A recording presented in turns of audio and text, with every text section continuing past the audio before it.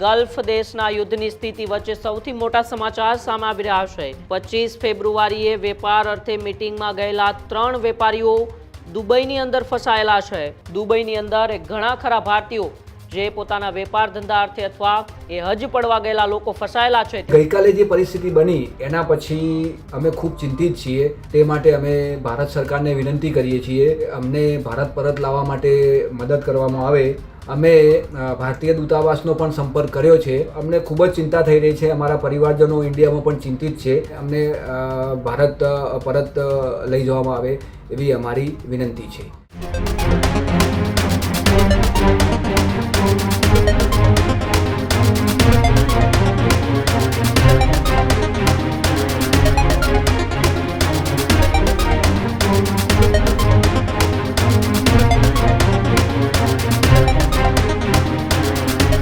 Iran અને ઇઝરાયલના યુદ્ધની અસર હવે વિશ્વના તમામ દેશોને થઈ રહી છે। ત્યારે ગલ્ફ દેશના યુદ્ધની સ્થિતિ વચ્ચે સૌથી મોટા સમાચાર સામે આવી રહ્યા છે। મહેસાણાની અંદર 3 વેપારીએ દુબઈની અંદર ફસાયા છે। 25 ફેબ્રુઆરીએ વેપાર અર્થે મીટિંગમાં ગયેલા 3 વેપારીઓ દુબઈની અંદર ફસાયેલા છે। અલ્પેશ પટેલ, યોગેશ કુમાર અને પાર્થ પટેલ નામના વેપારીઓ દુબઈની અંદર ફસાયા છે। હાલ તેઓ દુબઈની રીગલ પેનિનસુલા હોટલમાં રોકાયેલા છે। ગલ્ફ દેશમાં યુદ્ધની સ્થિતિને લઈને વેપારીઓએ અત્યારે ચિંતામાં મુકાયા છે। ત્યારે એ છેલ્લા 48 કલાકથી વિશ્વની અંદર એ તણાવભરી સ્થિતિ છે, કારણ કે ઈરાન, ઇઝરાયલ અને અમેરિકા વચ્ચે જે યુદ્ધની સ્થિતિ ચાલી રહી છે, ઈરાનના મુખ્ય ખામેનાઈનું મોત થઈ ગયું છે અને ત્યારબાદ વિશ્વના અનેક દેશોમાં હિંસક પ્રદર્શનો પણ શરૂ થઈ ગયા છે અને આ બધા વચ્ચે એ સૌથી વધુ વ્યસ્ત રહેતા દુબઈ ઇન્ટરનેશનલ એરપોર્ટને અસર થઈ હતી।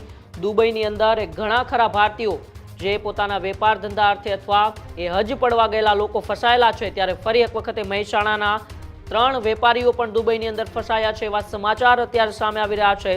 હાલ તેઓ દુબઈની રીગલ પેનિનસુલા હોટેલની અંદર રોકાયેલા છે। ગલ્ફ દેશમાં યુદ્ધની આ સ્થિતિને લઈને તે ભારત ક્યારે પરત ફરશે, પોતાના પરિવાર સાથે ક્યારે પરત મુલાકાત કરી શકશે, તેને લઈને વેપારીઓ ચિંતામાં મુકાય છે અને વેપારીઓ શું કહી રહ્યા છે આપણે વેપારીઓને સાંભળીએ। 3 જણા 25 તારીખે દુબઈ આવ્યા છીએ બિઝનેસના કામથી અને છેલ્લા 4 દિવસથી અમે દુબઈમાં ધંધાથી મિટિંગો માટે ઓફિસમાં જ્યાં ત્યાં અમારે જવાનું છે અમે જઈ રહ્યા છીએ। અને ગઈકાલે જે પરિસ્થિતિ બની એના પછી અમે ખૂબ ચિંતિત છીએ અને તે માટે અમે ભારત સરકારને વિનંતી કરીએ છીએ કે અમને ભારત પરત લાવવા માટે મદદ કરવામાં આવે। હાલ તો અમે દુબઈમાં સુરક્ષિત છીએ, કોઈ પ્રકારની અમને તકલીફ નથી। અમે ભારતીય દૂતાવાસનો પણ સંપર્ક કર્યો છે અને દૂતાવાસે અમને જાણ કરી છે કે જે પણ હશે એ એક્સ ઉપર એટલે કે ટ્વિટર ઉપર માહિતી આપવામાં આવશે। પરંતુ જે પ્રકારે ફ્લાઇટો બંધ છે એ પ્રકારે અમને ખૂબ જ ચિંતા થઈ રહી છે। અમારા પરિવારજનો ઇન્ડિયામાં પણ ચિંતિત છે।